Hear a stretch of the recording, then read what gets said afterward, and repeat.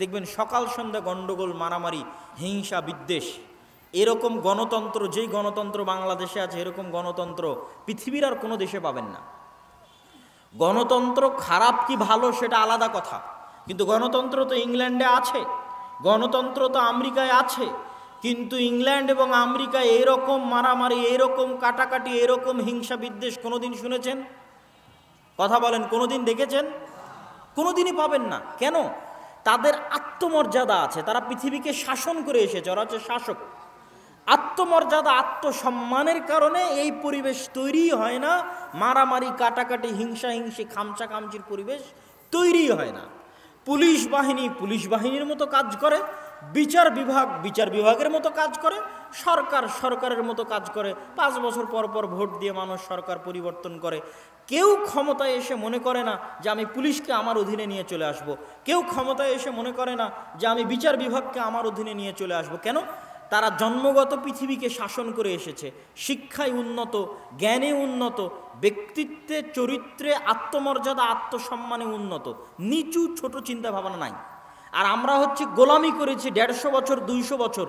যখন বাদশাহ আলমগীর ছিল তখনকার মুসলমানেরা এরকম ছিল না। মানে আজকের যে মুসলমান, আজ থেকে 300 বছর আগে যখন বাদশাহ আলমগীর এদের শাসন করেছে, তখনকার মুসলমানেরা এরকম ছিল না। তখন মাদ্রাসা মসজিদের নামে গোটা ভারতের 5 ভাগের 1 ভাগ সম্পত্তি শুধু মাদ্রাসা মসজিদের নামে ওয়াকফ করা ছিল। গোটা ভারত, পাকিস্তান, বাংলাদেশকে 5 ভাগ করবেন, 5 ভাগ করে 1 ভাগ করলে কত হাজার বিঘা হয়? এত হাজার বিঘা সম্পত্তি, এত লক্ষ বিঘা সম্পত্তি শুধু মসজিদ মাদ্রাসারই ছিল। এখন দেখান দেখি 200 বছরের পুরাতন কোনো মসজিদ মাদ্রাসার জমি আছে কিনা? নাই। তাহলে এই জমিগুলো কোথায় গেল? যখন লাখেরাত সম্পত্তি বাজেয়াপ্তকরণ আইন পাশ করেছিল ব্রিটিশরা, তখন এগুলো সব সম্পত্তি বাজেয়াপ্ত হয়ে গেছিল। মসজিদ মাদ্রাসার নামে 500-600 বছর যাবৎ মুসলমানদের ওয়াকফ করা জমি বাজেয়াপ্ত হয়ে গেছে। মানে মুসলমানেরা তো এই দেশে 150-200 বছর থেকে নাই, প্রায় 1000 বছর থেকে এই দেশে আছে। তাহলে 1000 বছরের পুরাতন মাদ্রাসাও থাকতে হবে, 1000 বছরের পুরাতন মসজিদও থাকতে হবে, অসংখ্য। নাই কেন? এগুলো সব সম্পত্তি বাজেয়াপ্ত হয়ে গেছে, ছিল। এই গোলামি মুসলমানদেরকে ধ্বংস করে দিয়েছে। ওই যে ফ্রান্সের আইফেল টাওয়ারের সামনে বসে বিড়ি খাচ্ছে, এগুলো সব মুসলমান। একটা মদখোর, একটা জুয়াখোর, একটা অধপতিত, নিম্ন, অশিক্ষিত, মূর্খ জাতিতে পরিণত হয়ে গেছে। ঠিক বানু ইসরায়েলেরা যেমন 300 বছর, 400 বছর ফেরাউনের গোলামি করে ধ্বংস হয়ে গেছে, আমাদের অবস্থা হচ্ছে গোলামি করতে করতে আমরা ওই পর্যায়ে চলে গেছি। সম্মানিত উপস্থিতি, এই বানু ইসরায়েলদের যখন এই আচরণ দেখলেন, তখন মুসা আলাইহিস সালাতু ওয়াস সালাম কষ্ট পেলেন। কষ্ট পেয়ে তিনি আল্লাহর কাছে দোয়া করলেন, হে আল্লাহ, আমার মৃত্যু যেন জেরুজালেমের এত নিকটে হয়, যেখান থেকে একটা ঢিল নিক্ষেপ করলে আমার কবরে এসে পড়ে, বা এই মসজিদে আকসা থেকে একটা ঢিল নিক্ষেপ করলে যেন আমার কবরে এসে পড়ে, এত নিকটে আমার মৃত্যু, বা আমার দাফন এবং আমার কাফনের ব্যবস্থা করিয়েন। এটা বুখারীর হাদিস। আল্লাহর নবী বলছেন, আমি ফিলিস্তিনে থাকলে তোমাদের দেখাতাম কোথায় মুসা আলাইহিস সালাতু ওয়াস সালামের কবর রয়েছে। মুসা আলাইহিস সালাতু ওয়াস সালামের মৃত্যুর পরে আসলেন ইউশা বিন নুন। 40 বছরের আজাব শেষ হলো বানু ইসরায়েলের। আজাব শেষ হওয়ার পর ইউশা বিন নুনের নেতৃত্বে তারা জিহাদ করল। লম্বা ঘটনা। জিহাদের দিন আল্লাহ সূর্য থামিয়ে দিলেন। যুদ্ধের দিন পৃথিবীর ইতিহাসে প্রথম একবার মাত্র আল্লাহ সুবহানাহু ওয়া তাআলা সূর্য থামিয়ে দিয়েছিলেন। সেই দিন এই দিন, যেই দিন জেরুজালেম মসজিদ আকসা বিজয় হবে, সেই দিন ইউশা বিন নুনের নেতৃত্বে মসজিদ আকসা বিজয় করতে গিয়ে শুক্রবার বিকেল হয়ে গেছে। শুক্রবারের সন্ধ্যা নামলে শনিবারের দিন শুরু হবে। শনিবারের দিন শুরু হলে যুদ্ধ বিগ্রহ নিষিদ্ধ। সেই দিন অনুযায়ী, মুসা আলাইহিস সালামের দিন অনুযায়ী, তাওরা অনুযায়ী শনিবারের দিন শুরু হলে যুদ্ধ বিগ্রহ নিষিদ্ধ। শুক্রবার সন্ধ্যা হলেই যুদ্ধ বিগ্রহ নিষিদ্ধ হবে। এই জন্য ইউশা বিন নুন আল্লাহর কাছে দোয়া করলেন, আল্লাহুম্মা হবিস আলাইনা ইয়া শামস ইন্নাকা মা'মুরা ওয়া আনা মা'মুরুন। হে সূর্য, তুমি আদিষ্ট আর আমিও আদিষ্ট। হে আল্লাহ, এই সূর্যকে আপনি আমাদের উপর থামিয়ে দিন, যেন যুদ্ধ শেষ করে বাইতুল মুকাদ্দাস মসজিদে আকসা বিজয় করতে পারি। আল্লাহর নবী বলছেন যে ইন্না শামসা লাম তুহবাস লিবাশারিন, পৃথিবীতে কোনোদিন সূর্য কোনো মানুষের জন্য থামেনি, ইল্লা লিইউশা বিন নুন, একমাত্র ইউশা বিন নুন এবং বানু ইসরাইলের জন্য আল্লাহ সূর্য থামিয়ে দিয়েছিলেন, যেন তারা মসজিদে আকসা বিজয় সম্পূর্ণ করতে পারে। কত বড় নিমক হারাম জাতি, চোখের সামনে দেখলো সূর্য থেমে গেছে। এই সূর্য থামানোর মাধ্যমে আল্লাহ তাদের মসজিদে আকসা বিজয় করার সুযোগ দিলেন। এবার আল্লাহ তাদেরকে আদেশ দিচ্ছেন, শোনো, যখন তোমরা কারিয়ায় প্রবেশ করবে, আমি তাদেরকে বলে দিলাম, যখন তোমরা এই শহরে প্রবেশ করবে তখন তোমরা বলবে হিত্তাতুন নাগফির লাকুম, তোমরা মুখে উচ্চারণ করবে হিত্তাহ, আমি তোমাদের ক্ষমা করে দিব। হিব্রু ভাষায় হিত্তা হচ্ছে আস্তাগফিরুল্লাহ, আরবিতে আস্তাগফিরুল্লাহ আল্লাযী লা ইলাহা ইল্লা হুয়াল হাইয়ুল কাইয়্যুম ওয়া আতুবু ইলাইহি, বা আরবিতে আস্তাগফিরুল্লাহ হচ্ছে হিব্রুতে হিত্তা। তোমাদের যে এত বড় অপরাধ, এত বড় গুনাহের পরও আমি মসজিদ আকসা বিজয় করার সুযোগ দিচ্ছি, তোমরা যখন জেরুজালেমে প্রবেশ করবে মুখে বলবে আস্তাগফিরুল্লাহ, আর মাথা থাকবে নিচু, সিজদারত অবস্থায় এই শহরে প্রবেশ করবে। এবার আল্লাহ নিজে কোরআনে বলছে, আল্লাহ সুবহানাহু ওয়া তাআলা নিজে কোরআনে বলছে যে এই বানু ইসরাইল যখন আল্লাহ সুবহানাহু ওয়া তাআলার এত বড় নিয়ামত দেখার পরও জেরুজালেমে প্রবেশ করলো, তখন পিছন আগে দিল, মাথা আগে নয়, মাথা উঁচু রেখে পিছন আগে ঠেলে শহরে দিল, আর মুখে উচ্চারণ করলো হিনতাতুন। হিনতাতুন মানে হচ্ছে গমের দানা। বলেন নাউজুবিল্লাহ। কত বড় নিমক হারাম কম চোখের সামনে দেখলো যে আল্লাহ সূর্য থামিয়ে দিয়েছে, তবু আল্লাহর এই উপস্থিত আদেশ লঙ্ঘন করে দিল। সম্মানিত উপস্থিতি, এই জন্যই রাসূলুল্লাহ সাল্লাল্লাহু আলাইহি ওয়াসাল্লাম যেদিন মক্কা বিজয় করেছিলেন, পড়ে দেখবেন রাসূল সাল্লাল্লাহু আলাইহি ওয়াসাল্লাম যেদিন মক্কা বিজয় করেছেন, ওই দিন তিনি মক্কার উঁচু সাইড থেকে মক্কায় ঢুকেছিলেন, নিচু সাইড থেকে মক্কায় উঠেননি। তিনি আগে থেকেই প্রস্তুতি নিয়েছিলেন মক্কায় নামবেন, যেই দিক মক্কা শহরের উঁচু সেই দিক থেকে নামবেন। তো মক্কা শহরের উঁচু দিক থেকে নামছিলেন, এমনিতেই উট হেলেছিল, রাসূলুল্লাহ সাল্লাল্লাহু আলাইহি ওয়াসাল্লাম তার মস্তক আরও হেলিয়ে দিলেন। সাহাবীরা বলছে উটের যে হাওদাজ আছে সেই হাওদাজের সাথে তার কপাল লেগে গেল, আর তিনি মুখে আল্লাহ সুবহানাহু ওয়া তাআলার তাসবিহ, আল্লাহ সুবহানাহু ওয়া তাআলার প্রশংসা পাঠ করতে থাকলেন আর মক্কায় প্রবেশ করতে থাকলেন। এটা হচ্ছে বানু ইসরাইলের বিপরীত আচরণ। মুহাম্মদ সাল্লাল্লাহু আলাইহি ওয়াসাল্লাম আল্লাহর শুকরিয়া আদায় করছেন এবং আল্লাহকে সিজদা করে মক্কা আল্লাহ বিজয় করার সুযোগ দিয়েছে। আল্লাহকে সিজদা করে চলন্ত অবস্থায় তিনি সিজদারত অবস্থায়, তাসবিহরত অবস্থায় মক্কায় প্রবেশ করেছেন। সম্মানিত উপস্থিতি, এই নিমক হারামিগুলো হচ্ছে আমাদের মধ্যে প্রবেশ করেছে। আল্লাহ তাদের এই নিমক হারামির জন্য বড় বড় শাস্তি দিয়েছে। দুইবার আল্লাহ সুবহানাহু ওয়া তাআলা তাদেরকে শাস্তি দিয়ে ধ্বংস করে দিয়েছে। আর যখন ইয়াহইয়া আর জাকারিয়াকে হত্যা করেছে এই কওম, তখন আল্লাহ তাদের চিরদিনের জন্য অভিশপ্ত করে দিয়েছে। গায়রিল মাগদুবি আলাইহিম, চিরদিনের জন্য অভিশপ্ত করে দিয়েছে। ইউশা বিন নুনের পরে এই জেরুজালেমে শাসন কায়েম করলেন দাউদ আর সুলাইমান। অন্তত 200-300 বছর পরে হবে দাউদ আর সুলাইমান এখানে শাসন কায়েম করলেন। পৃথিবীর সবচেয়ে বড় রাজত্ব কায়েম হলো জেরুজালেমে। আর মসজিদে আকসা দ্বিতীয়বার নির্মাণ করলেন সুলাইমান আলাইহিস সালাতু ওয়াস সালাম। দাউদ এবং সুলাইমানের আরও পরে চলে আসেন ওয়াইদ ক্বালাত ইমরাতু ইমরান রাব্বি ইন্নী নাযারতু লাকা মা ফি বাতনি মুহাররারান ফাতাকাব্বাল মিন্নি। যখন ইমরানের স্ত্রী আল্লাহর কাছে দোয়া করলো, আল্লাহ আমার পেটে যে সন্তান আছে আপনার রাস্তায় ওয়াকফ করে দিলাম। ফালাম্মা ওয়াদাআতহা ক্বালাত রাব্বি ইন্নী ওয়াদাতুহা উনসা। যখন সন্তান প্রসব হলো, বলছে মেয়ে সন্তান প্রসব করেছি, এখন কি হবে? সেই মেয়ে সন্তান হলো মারিয়াম, যাকে এই মসজিদে আকসা পরিষ্কার পরিচ্ছন্ন রক্ষণাবেক্ষণের দায়িত্ব দেওয়া হলো। তাহলে এই যে এতগুলো নবীকে আমরা এই মসজিদের সাথে সম্পৃক্ত করে দিলাম, কতগুলো নবীকে, ইব্রাহিম থেকে শুরু করে, ইসহাক ইয়াকুব থেকে শুরু করে, ইউসুফ থেকে শুরু করে, মুসা থেকে শুরু করে, দাউদ সুলাইমান থেকে শুরু করে মারিয়াম পর্যন্ত। মারিয়ামের ছেলে ঈসা এই শহরে জন্মগ্রহণ হয়েছে, ঈসা আলাইহিস সালাতু ওয়াস সালাম। তারা বলে ঈসা আলাইহিস সালাতু ওয়াস সালামকে তারা বলে জেসাস, আর মারিয়ামকে বলে মা মেরি, আর মুসা আলাইহিস সালাতু ওয়াস সালামকে বলে মোজেস। নাম একই, ব্যক্তি একই, উচ্চারণের পার্থক্য। এটার সাথে আরও একজনকে যুক্ত করে দিতে হবে মসজিদে আকসার সাথে, তিনি হচ্ছে লূত আলাইহিস সালাতু ওয়াস সালাম। আল্লাহ সুবহানাহু ওয়া তাআলা কোরআন মাজিদে বলছেন ওয়ানাজ্জাইনাহু ওয়া লূতান ইলাল আরদিল্লাতী বারাকনা ফীহা লিল আলামিন।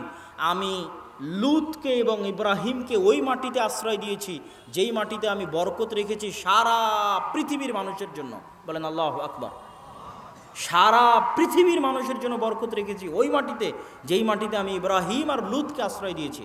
ইব্রাহিমকে ইরাক থেকে বাপ তাড়িয়ে দিল, আশ্রয় দিলাম জেরুজালেমে, আর লূতকে তার শহর উল্টিয়ে দিলাম, লূতের শহর উল্টিয়ে দেওয়ার পরে লূতকে আশ্রয় দিলাম এই মাটিতেই। সমসাময়িক লূত এবং ইব্রাহিম আলাইহিস সালাতু ওয়াস সালাম একই যুগের। তো জর্ডানের ডেড সির ওই সাগর উল্টিয়ে দেওয়ার পরে, ওই শহর উল্টিয়ে দেওয়ার পরে লূতকে আশ্রয় দিলাম জেরুজালেমে, আর বাপ তাড়িয়ে দেওয়ার পর ইব্রাহিমকে আশ্রয় দিলাম জেরুজালেমে। এতগুলো নবীর আমরা সম্পর্ক তৈরি করে দেখালাম এই জেরুজালেমের সাথে। আমাদের নবীর ছোট্ট দুইটা সম্পর্ক। সুবহানাল্লাযী আসরা বিআবদিহি লাইলাম মিনাল মাসজিদিল হারামি ইলাল মাসজিদিল আকসা আল্লাযী বারাকনা হাওলাহু। মহা পবিত্র সেই সত্তা যিনি তার বান্দা, যিনি তার দাস, তার গোলাম মুহাম্মদ সাল্লাল্লাহু আলাইহি ওয়াসাল্লামকে সফর করিয়েছেন। মুহাম্মদ সাল্লাল্লাহু আলাইহি ওয়াসাল্লামকে সফর করিয়েছেন মক্কার কাবা থেকে জেরুজালেমের মসজিদ আকসা পর্যন্ত। কোন মসজিদ আকসা? আল্লাযী বারাকনা হাওলা, যেই মসজিদ আকসার চারিদিক আমি আল্লাহ ঘিরে রেখেছি বরকত দিয়ে। আল্লাহু আকবার। কোরআনের আয়াত, আল্লাহ সুবহানাহু ওয়া তাআলা বলছেন মসজিদ আকসার চারিদিকে ঘিরে রাখা আছে বরকত দিয়ে। সেই মসজিদ আকসায় আমি সফর করিয়েছি আমার বান্দা মুহাম্মদ সাল্লাল্লাহু আলাইহি ওয়াসাল্লামকে, যেখানে তিনি সকল নবীর ইমামতি করেছেন, বোরাক বেঁধে রেখেছেন, সেখান থেকে আসমানে সফর করেছেন, আবার আসমান থেকে মসজিদ আকসা হয়ে ফিরে তিনি কাবায় চলে এসেছেন, মক্কায় চলে এসেছেন। সম্মানিত উপস্থিতি, আল্লাহর নবীর পরে জেরুজালেম বিজয় করেছেন ওমর রাদিয়াল্লাহু তাআলা আনহু। আল্লাহর নবীর জীবদ্দশায় আরেকটি ছোট্ট ঘটনা হচ্ছে, ক্বাদ নারা তাকাল্লুবা ওয়াজহিকা, আমি দেখছি বারবার আপনার চেহারা আসমানের দিকে। কেন? আমাদের দিনের প্রথম কেবলা ছিল মসজিদে আকসা, প্রথম কেবলা। প্রথম যখন সালাত ফরজ হয়, তখন সালাত ফরজ হওয়ার পরে যেই দিকে মুখ করে সালাত আদায় করতে হতো সেটা হচ্ছে মসজিদে আকসা। তো মদিনায় হিজরত করার আগ পর্যন্ত আল্লাহর নবীর কোনো কষ্ট হতো না। কেন কষ্ট হতো না? আল্লাহর নবী কাবা ঘরের এমন জায়গায় দাঁড়াতেন, মসজিদে আকসা মুখী হয়ে সালাত আদায় করার জন্য কাবার এমন জায়গায় দাঁড়াতেন যে কাবাও সামনে হতো, মসজিদে আকসার দিকেও মুখ হতো। এটা কঠিন কিছু না, আপনি তো কাবার চারিদিকে মুখ করে সালাত আদায় করতে পারবেন। তো আমি কাবার এমন দিকে মুখ করে সালাত আদায় করতাম, যেই দিকে মুখ করে সালাত আদায় করলে সামনে কাবা, আবার কি পড়বে? মসজিদ আকসা জেরুজালেম পড়বে। তো এই জন্য মক্কায় আল্লাহর নবীর কোনো কষ্ট হতো না। আমি সামনে কাবাও রেখেছি, আবার কেবলাও করেছি মসজিদ আকসার দিকে। কিন্তু মক্কা থেকে যখন মদিনায় গেলেন, দুটো তো আর একসাথে হয় না। কাবা একদিকে, জেরুজালেম আর একদিকে, একসাথে তো দুটাকে তিনি কেবলা বানাতে পারছেন না। তখন থেকে তার কষ্ট শুরু হলো। তখন থেকে তিনি আসমানের দিকে তাকাতেন, কেবলা যেন কাবা করে দেওয়া হয়, এই মর্মে। তাহলে আমাদের মসজিদ আকসার সাথে আমাদের দ্বিতীয় আর একটা সম্পর্ক হচ্ছে, মসজিদ আকসা আমাদের প্রথম কেবলা। সম্মানিত উপস্থিতি, আল্লাহর নবীর পরে ওমর রাদিয়াল্লাহু তাআলা আনহুর হাতে মসজিদ আকসা বিজয় হয়েছে। মসজিদ আকসা বিজয় হওয়ার সংক্ষিপ্ত ঘটনা বলে আমরা আমাদের এই পর্বের আলোচনা শেষ করে দিব। আল্লাহর নবীর পরে ওমর রাদিয়াল্লাহু তাআলা আনহুর হাতে মসজিদ আকসা বিজয়ের যেটা সংক্ষিপ্ত ঘটনা, সেই সংক্ষিপ্ত ঘটনা হচ্ছে, মসজিদ আকসা বিজয়ের পূর্বে সবচেয়ে বড় যে যুদ্ধ, সেই যুদ্ধের পূর্বে ওমর রাদিয়াল্লাহু তাআলা আনহু খালিদ বিন ওয়ালিদকে প্রধান সেনাপতির পদ থেকে অপসারণ করেছিলেন, আর আবু উবাইদা ইবনুল জাররাহকে প্রধান সেনাপতির দায়িত্ব দিয়েছিলেন। প্রধান সেনাপতির দায়িত্ব পেয়ে আবু উবাইদা ইবনুল জাররাহ যখন এই যুদ্ধে অংশগ্রহণ করতে যাচ্ছে, তখন সে দেখতেছে যে তার সেনাবাহিনীর সদস্য মাত্র 12,000, আর বিশাল রোমান এম্পায়ারের সেনা সদস্য হচ্ছে 3 লক্ষ। 12,000 সৈন্য দিয়ে 3 লক্ষ সেনাবাহিনীর মুখোমুখি হওয়া সম্ভব নয়। ফলত তিনি চিঠি লিখে পাঠালেন ওমর রাদিয়াল্লাহু তাআলা আনহুর কাছে যে অতিরিক্ত সেনাবাহিনী দরকার, না হলে যদি আমরা পরাজিত হই মানুষ দিন থেকে মুখ ফিরিয়ে নেবে। ওমর রাদিয়াল্লাহু তাআলা আনহু চিঠির উল্টা পিঠে লিখে পাঠালেন যে লা তুহাওয়িলান্নাকুম কাসরাতান নাসারা আও কাসরাতার রোম, তোমাদেরকে যেন রোমানদের সংখ্যাধিক্য ভীত সন্ত্রস্ত না করে, তোমাদেরকে যেন মুসলমানদের অল্প সংখ্যায় চিন্তাগ্রস্ত না করে। জেনে রাখো আল্লাহ যার সাথে আছে তারাই শক্তিশালী। ওমর রাদিয়াল্লাহু তাআলা আনহুর এই চিঠি পেয়ে আবু উবাইদা ইবনুল জাররাহ চিন্তার মধ্যে পড়ে গেলেন। খালিদ ইবনুল ওয়ালিদ আবু উবাইদা ইবনুল জাররাহকে বললেন, হে প্রধান সেনাপতি আবু উবাইদা ইবনুল জাররাহ, আজকের দিনের জন্য আপনি যুদ্ধের দায়িত্ব আমাকে ছেড়ে দেন। কাগজে কলমে প্রধান সেনাপতি আপনি, কিন্তু আজকের যুদ্ধের প্রধান সেনাপতি আমি। আবু উবাইদা ইবনুল জাররাহ খালিদ বিন ওয়ালিদের হাতে প্রধান সেনাপতির দায়িত্ব ওই দিনের জন্য ছেড়ে দিলেন। সংক্ষিপ্ত আকারে কথা হচ্ছে, 6 দিন যুদ্ধ হলো। 6 দিন যুদ্ধের পর মুসলমানেরা যুদ্ধে বিজয় করে 4 ভাগে ভাগ হয়ে আজকের যে গাজার নাম শুনছেন, এই গাজা প্রথম বিজয় হয়। ফিলিস্তিনে ইসলাম প্রবেশের পথে প্রথম বিজয় হয় হচ্ছে গাজা, হাইফা, আক্কা, তেলাবিব, এগুলো সব শহর মুসলমানের আস্তে আস্তে বিজয় করতে লাগলো। বিজয় করতে করতে চারিদিক থেকে জেরুজালেমকে ঘিরে ফেললো, কেন জেরুজালেম ছিল হেডকোয়ার্টার। চারিদিক থেকে যেই দিন জেরুজালেমকে ঘিরে ধরা হয়, সেই দিন ওখানে সাহাবি ছিল 4,000 সাহাবি উপস্থিত ছিল জেরুজালেম বিজয়ে। 1 মাস যাবৎ জেরুজালেম ঘিরে রাখার পরেও পাদ্রী চাবি হস্তান্তর করেনি। শর্ত দিল আমিরুল মুমিনিন মদিনা থেকে আসলে চাবি হস্তান্তর করা হবে। আমিরুল মুমিনিন মাত্র একজন গোলাম, একজন কৃতদাস সাথে নিয়ে এই দীর্ঘ 1500 কিলোমিটারের পথ উটের পিঠে চড়ে রওনা দিলেন মদিনা থেকে জেরুজালেম। আর এই দীর্ঘ 1500 কিলোমিটারের পথে কখনো তিনি উটের পিঠে, কখনো তার চাকর উটের পিঠে, এইভাবে আস্তে আস্তে যখন জেরুজালেমের গেটে প্রবেশ করবেন তখন ওমর রাদিয়াল্লাহু তাআলা উটের রশি ধরে টানছেন আর তার চাকরকে বসানো আছে উটের পিঠে। ঘটনা সত্য, সানাদ সহি। আবু উবাইদা ইবনুল জাররাহ হন্তদন্ত হয়ে ছুটে গেছেন ওমর রাদিয়াল্লাহু তাআলার কাছে, গিয়ে বলছেন, করেছেন কি আমির আল মুমিনিন? ইন্নার রহমান ইয়ানজুরু ইলাইনা নাজরাতা কিল্লাহ। আপনি আমিরুল মুমিনিন হয়ে উটের রশি ধরে টানছেন আর গোলাম চাকরকে বসিয়ে রেখেছেন উটের পিঠে, গায়ে জীর্ণ শীর্ণ জামা, ছেঁড়া ফাটা টুটা ফাটা জামা। আপনাকে দেখে আজকে বিশাল রোমান এম্পায়ারের হাজার হাজার পাদ্রী অপেক্ষায় আছে। গোটা রোমান এম্পায়ারের হাত থেকে কোন মসজিদে আকসা, কোন জেরুজালেম ছুটে যাচ্ছে, যেই মসজিদে আকসা ইব্রাহিম, ইসহাক, ইয়াকুব, তারপরে পরবর্তীতে দাউদ, সুলাইমান, তার পরবর্তীতে ঈসা, তারপরে হচ্ছে ইয়াহইয়া, জাকারিয়া, ইহুদিদের দিনের কথা বলেন, খ্রিস্টানদের দিনের কথা বলেন, তাদের সকল স্মৃতি, সকল ঐতিহ্য, সকল কিছু হচ্ছে এই জেরুজালেম কেন্দ্রিক। সেটা সব তাদের হাত থেকে চলে যাচ্ছে। আজকের বিশ্বের যারা শাসক তাদেরকে বলেন তোমাদের গোটা পৃথিবী দিয়ে দেবো, জেরুজালেম ছেড়ে দাও, দিবে না। কেননা জেরুজালেমে ঈসা আলাইহিস সালামের জন্ম হয়েছে, কেমনে দিবে? বলেন তোমাদের সারা পৃথিবী দিয়ে দিচ্ছি, জেরুজালেম দিয়ে দাও, দিবে না। কেননা দাউদ আর সুলাইমান জেরুজালেমে শাসন প্রতিষ্ঠা করেছিলেন, কেমনে দিবে? ইউশা বিন নুন জেরুজালেম বিজয় করেছিলেন, তারা তো ওইটারই দাবিদার। দাবিতে সত্য মিথ্যে সেটা পরের কথা, কিন্তু ওইটারই দাবিদার, এই জন্য দিবে কেমনে?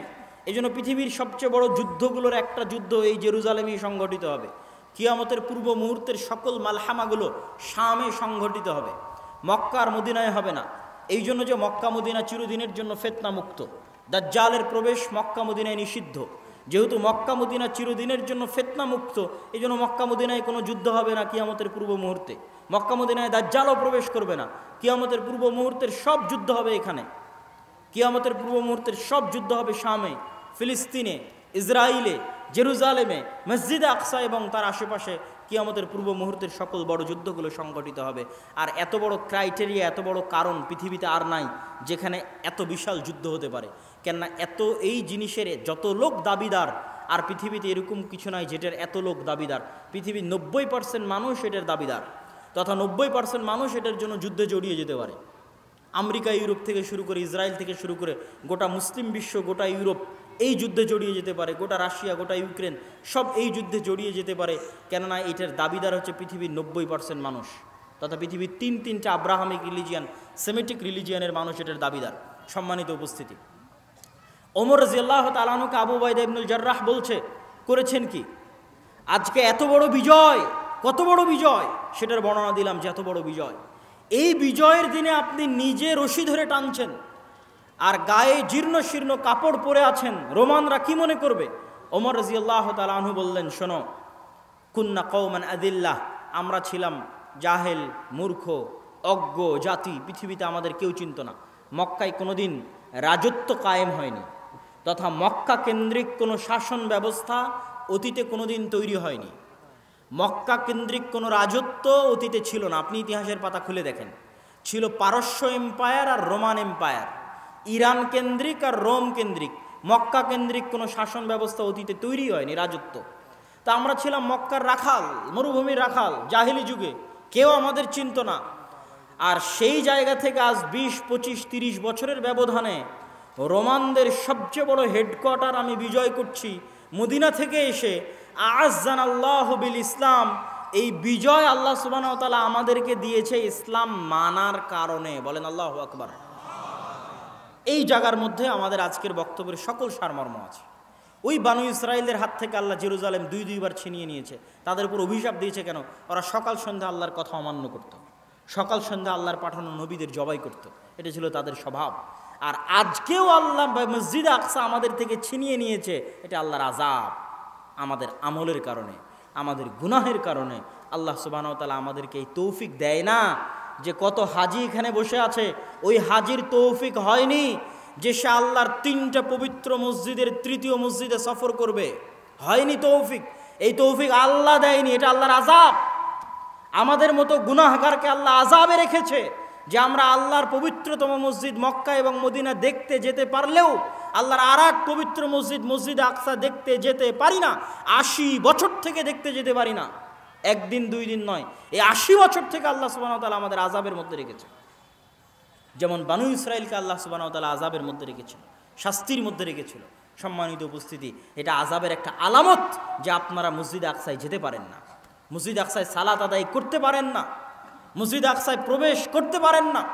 পৃথিবীর কোনো মুসলিম দেশের কোনো মুসলমান মসজিদ আকসায় যেতেও পারে না, সালাতও আদায় করতে পারে না। একমাত্র তারাই পারবে যারা ইসরায়েলের সাথে সম্পর্ক ভালো করেছে তথা কূটনৈতিক সম্পর্ক স্থাপন করেছে, একমাত্র তাদেরকেই যাওয়ার অনুমতি দেওয়া হবে, একমাত্র তারাই যেতে পারবে, আর অন্য কেউ নয়।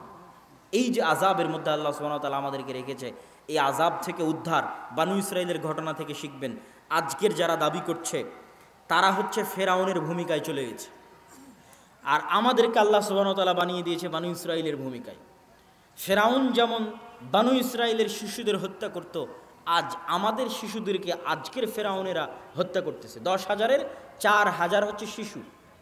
যে ১০,০০০ গাজায় মারা গেছে তার ৪,০০০ হচ্ছে শিশু। মানে ইচ্ছা